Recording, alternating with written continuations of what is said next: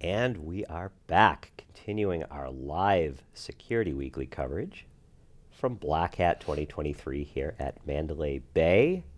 Hope you're all having a great day. I am very pleased to be joined by Randy Watkins, CTO of Critical Start, and we're going to have a conversation now about MDR, about MCRR, and so let me go right in because MDR has been a huge topic so far in 2023 when it comes to our audience and what they're interested in. And so when looking at the key differentiating factors among MDR providers, what should organizations be considering? What are the questions they need to ask themselves about their environment before making a choice? That's a great question. So MDR is definitely a big piece of a lot of organization security infrastructure now. And it has a lot of benefits. Most organizations are using it for staff augmentation to really boost their internal resources because everybody's suffering from the resource gap. Looking at how do you adopt and get the most utilization out of your MDR, things like tech stack, what kind of products have you already made investments in? How do you get more out of that investment? Where does your security team really need help filling gaps? And identifying how you would work in a third-party provider into your operations are definitely considerations that need to be taken into account. When looking at some specific MDR provider requirements, definitely making sure they align with that tech stack, looking at accountability, SLAs, how are they communicating with your team? How does your team work with them? And then really the overall value that you're expecting them to provide to your security posture. Really some things that most organizations kind of take into account when they head into it, but if they're not thinking about that, I mean, that's definitely where I would start. Tech stack alignment, and how are you going to operationalize that MDR inside of your environment? And how it aligns with what your business's priorities are. Yeah, so I mean, business priorities, honestly, something should be taken into account, just building out your security roadmap, building out your security strategy. MDR is typically a tactical fold into that security strategy because most security organizations lack the resources to operationalize that investment on their own. Yeah, so every solution has its challenges for some organizations for a variety of good reasons. Can you just go in a little bit on some of the common gaps, some of the common limitations that you've witnessed among your client base? Yeah, I mean, MDR is pretty commoditized now. Mm-hmm. There's over 100 vendors out there that claim to do some level of MDR. So there's pluses and minuses across the board, and there's definitely an MDR out there for just about every organization. But looking across the spectrum and looking at what different MDRs offer, I mean, obviously that technology alignment. There are some MDR manufacturers that make their own technology, their own endpoint, their own SIM. There are some that leverage your existing investment. That's where Critical Start plays. We integrate tightly with Microsoft and Palo Alto and Sumo Logic and the like to really kind of drive the return on that investment. Other areas where you should definitely start evaluating or really place some emphasis: accountability, transparency. So are they doing what you're paying them to do, and how do you know it? Do they have contractual SLAs, or do they have kind of hopes and dreams SLOs? And when you look at the SLAs too, I mean, one thing that we've seen is SLAs based on notification of alert, which seems a little odd. I mean, that's just an alert in and of itself. Mm-hmm. So SLAs around the true remediation, look for adherence to industry metrics like MTTD, MTTR.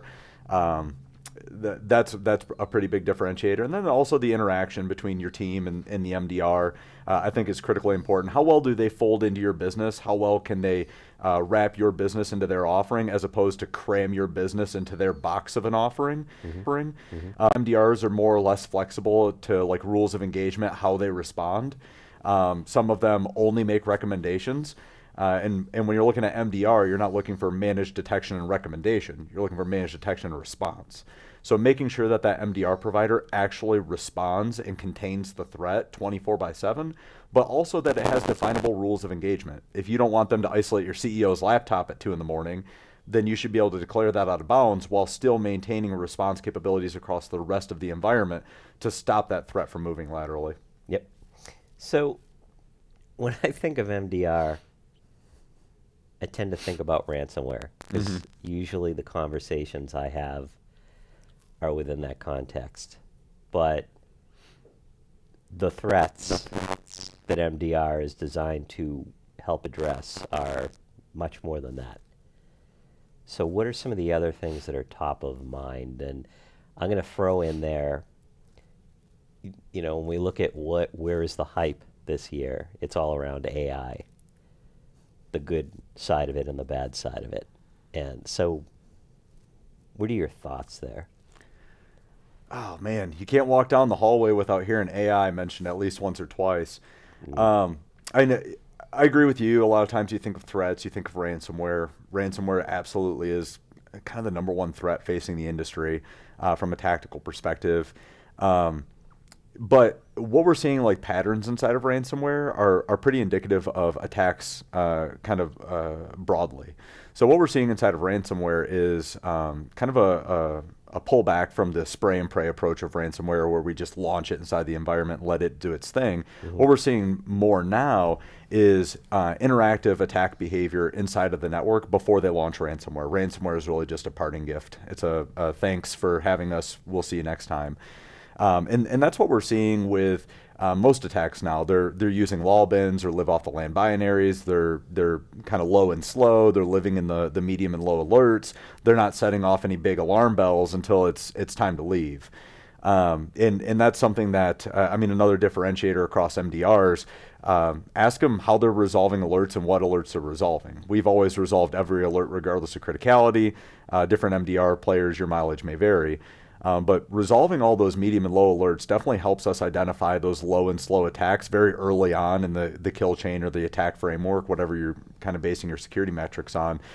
AI, I think, just provides added speed, but really attacking a lot of the same vulnerabilities that we already get attacked through. So I think the AI for now is really just going to emphasize some of those vulnerabilities that need to be patched and need to be addressed with mitigating controls, because attackers are going to be able to hit them faster with more kind of a little bit more variation, but it's still going to be the same exploits. So really it comes down to doing the fundamentals correctly and looking at kind of posture more broadly.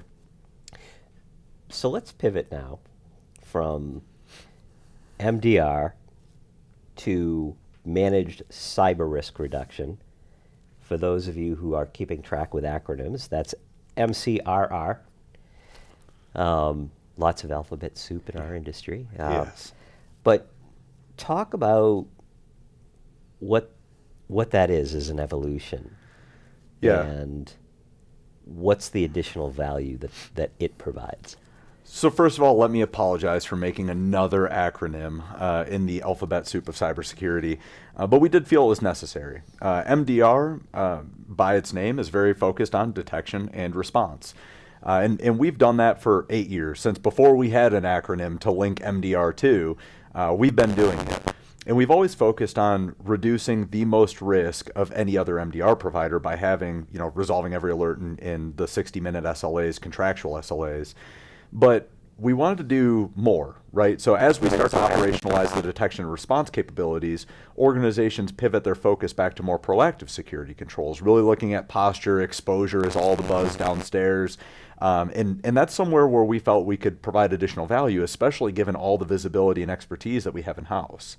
So MCRR is really an expansion of MDR past the reactive controls and into the proactive posture. So now what we're looking to do is identify assets. Identify which assets aren't covered by your EDR product, which is the most valuable signal that an MDR will get. Look at driving better utilization out of your SIM platform by finding SIM coverage gaps where you may not be feeding the right log sources, or maybe they're disconnected or blocked.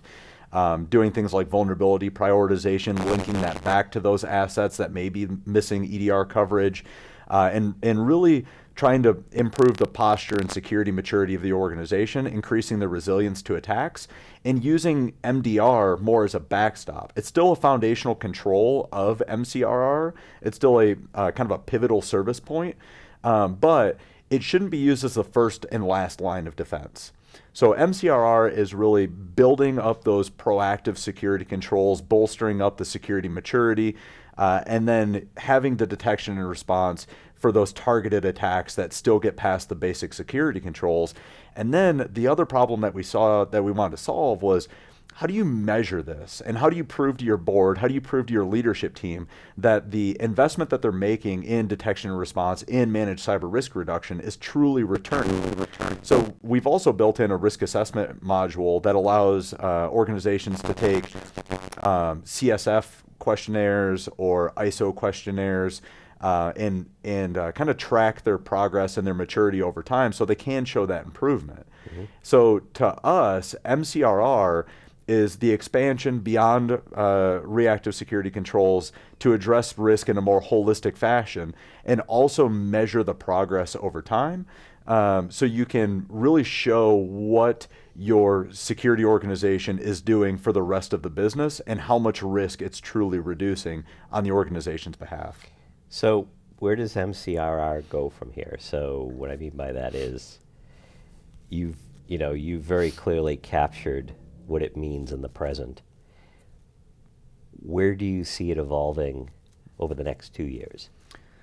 Yeah, I definitely see more of the MDR players starting to form into the MCRR, and there are some that already have some of these capabilities, and they'll probably start identifying this MCRR bucket. Mm-hmm. And from there, it's going to be an expansion into additional visibility and additional proactive controls.